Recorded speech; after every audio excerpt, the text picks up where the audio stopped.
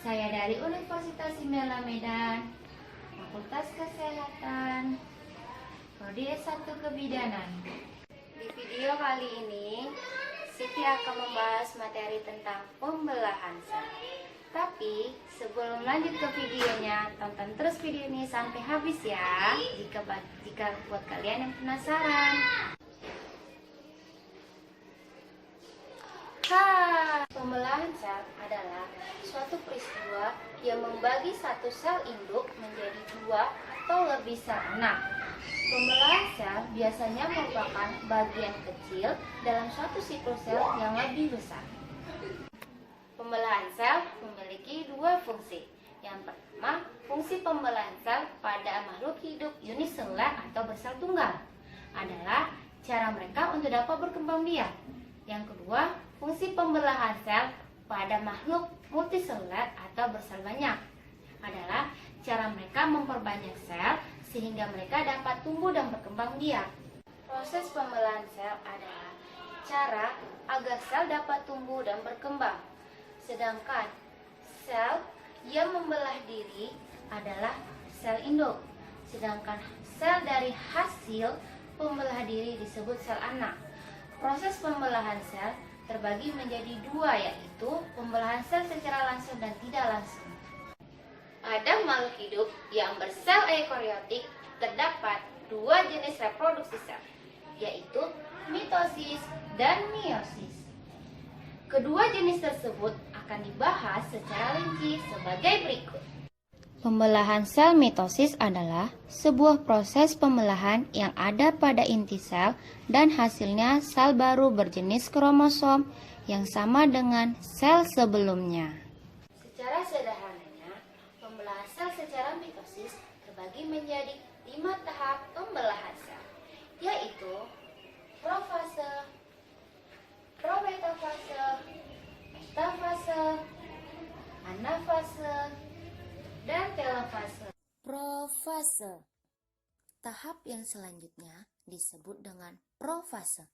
Ketika profase sedang berlangsung, sentriol akan bergerak ke kutub sel yang berlawanan.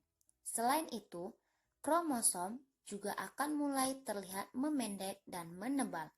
Oh iya, pada tahap ini membran inti sel juga mulai menghilang dan benang spindle mulai terbentuk. Benangnya ini bukan benang yang biasa dipakai ibumu untuk menjahit baju ya. Benang spindle ini adalah bagian dari kromosom yang tugasnya menggerakkan kromosom ketika proses pembelahan sel sedang dimulai. Pada tahap prometafase ada beberapa hal yang terjadi seperti 1. Selaput nukleusnya terfragmentasi.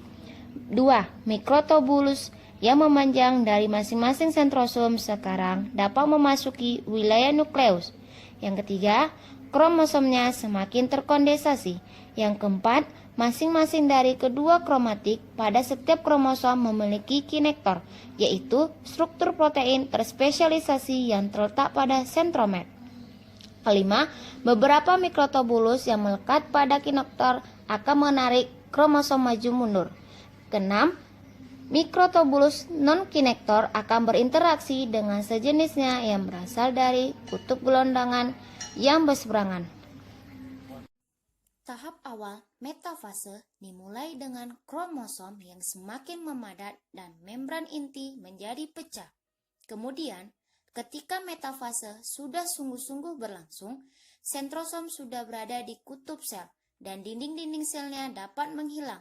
Kemudian, kromosom mulai tersusun rapi di bidang ekuator sel. Wah, kok seperti bumi sih? Ada bidang ekuator selnya segala. Bidang ekuatornya sel ini sebenarnya adalah bidang pembelahan yang berada tepat di tengah sel. Metafase merupakan tahap pembelahan mitosis yang paling lama, berlangsung sekitar 20 menit. Dalam tahap ini ditandai dengan kromosom akan bergerak menuju ekuator sel atau yang sering dikenal dengan lempengan metafase. Pada tahap ini, membran akan benar-benar menghasilkan serta benang-benang gelondong akan mencapai sentrometer kromosom. Anafase. Tahap anafase ditandai dengan dimulainya pemisahan kromatik dari bagian sentromer kromosom. kromatik ini bisa bergerak karena ada tarikan benang mikrotubulus yang melekat pada sentromer. Kromatik-kromatik ini bergerak ke kutub berlawan dan dapat berfungsi sebagai kromosom lengkap yang memiliki sifat keturunan yang identik. Sedangkan anafase berkebalikan dengan metafase. Tahap anafase ini merupakan tahap mitosis yang paling pendek, hanya berlangsung selama beberapa menit. Pada tahap anafase ini, kromatik-kromatik yang bersaudara akan memisahkan diri dari sentromernya sehingga disebut kromosom. Setiap kromosom akan ditarik ke arah kutub oleh benang-benang mitosis atau yang sering disebut serabut kinetokor. Pada tahap ini, sel akan memanjang saat mikrotubulus non-kinetokor memanjang, dan pada akhir anafase, kedua ujung sel akan memiliki koleksi kromosom yang sama dan lengkap. Telofase. Wah, kita sudah sampai di tahap terakhir. Tahap terakhir ini namanya telofase. Tahap telofase ini diawali dengan menghilangnya benang spindal dan posisi membran inti yang mulai terlihat. Selain itu, mulai terjadi juga yang namanya sitokinesis, yang menghasilkan dua sel dengan kromosom diploid. Apa sih sitokinesis itu? Sitokinesis adalah kondisi ketika sitoplasma dari sebuah sel eukariotik membelah menjadi dua sel anak. Telofase, pada tahap ini, dua nukleus anak akan terbentuk di dalam sel. Kromosom akan mulai terlepas. Telofase sendiri sering ditandai dengan dimulainya sitokinesis. Pada sel hewan, sitokinesis dimulai dengan terbentuknya pembelahan atau lekukan di bagian tengah yang membagi sel menjadi dua. Sedangkan pada sel tumbuhan, sitokinesis ditandai dengan serangkaian vesikula yang terbentuk di bagian ekuator sel yang terus terjadi sampai sel terbagi dua. Pada akhir tahap telofase dihasilkan dua sel anak yang sama dengan sel induknya. Pembelahan sel meiosis adalah proses pembelahan bersifat reduksi yang bertujuan untuk menghasilkan gamet. Pembelahan meiosis disebut juga pembelahan reduksi karena terjadi pengurangan jumlah kromosom diploid menjadi haploid. Pembelahan meiosis terjadi pada sel penghasil gamet seperti organ kelamin jantan dan betina. Sejarah penemuan meiosis dijelaskan oleh Edward van Beneden pada tahun 1883 saat mengamati telur cacing Ascaris spesies yang mengandung kromosom yang hanya separuh dari jumlah kromosom yang ada pada sel somatis. Pembelahan meiosis berasal dari kata mion yang berarti pengurangan.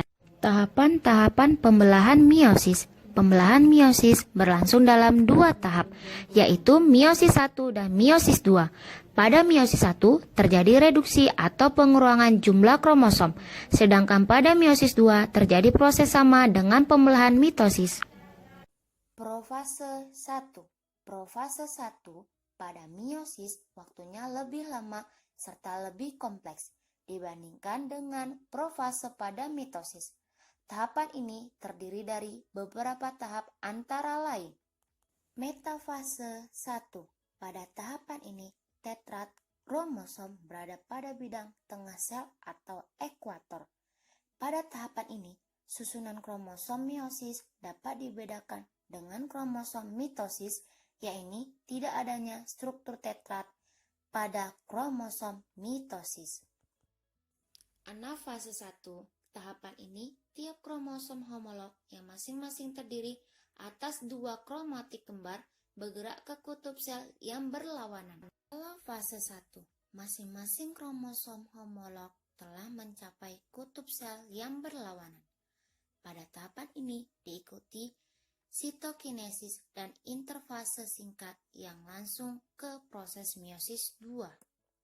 Profase 2. Pada tahap profase 2 ini, sentrosom membelah menjadi dua sentriol yang akan bergerak ke kutub sel yang berlawanan. Kemudian, kromosom akan mulai memendek dan menebal serta membran inti sel mulai menghilang. Akan tetapi, pada tahap ini pula mulai terbentuk benang-benang spindel. Benang-benang spindel ini adalah bagian kromosom yang berfungsi menggerakkan kromosom pada saat sel mulai membelah. Metafase 2. Di fase metafase 2 ini, kromosom mulai tersusun rapi pada bidang ekuator. Mulai tersusun benang-benang spindle yang salah satu ujungnya melekat pada sentromer, sedangkan ujung lainnya melekat pada kutub pembelahan yang arahnya berlawanan. Anafase 2. Proses selanjutnya bernama anafase 2. Pada fase anafase 2 terjadi pemisahan kromatik dengan cara ditarik menuju kutub yang berlawanan. Kemudian, kromatik yang sudah dipisah ini resmi disebut sebagai kromosom. Telofase 2. Wah, sekarang kita sudah sampai di fase terakhir nih teman. Fase terakhir ini namanya telofase 2. Pada telofase 2, benang-benang spindle menghilang dan membran inti mulai terlihat. Pada fase ini juga terjadi proses yang namanya sitokinesis atau pembelahan sitoplasma. Contoh gambar dari meiosis yang saya buat.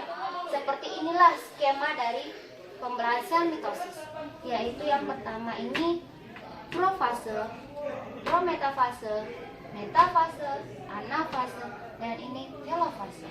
Adalah gambar dari meiosis yang saya buat. Ini adalah skema dari meiosis, dan ini bercabang-cabang.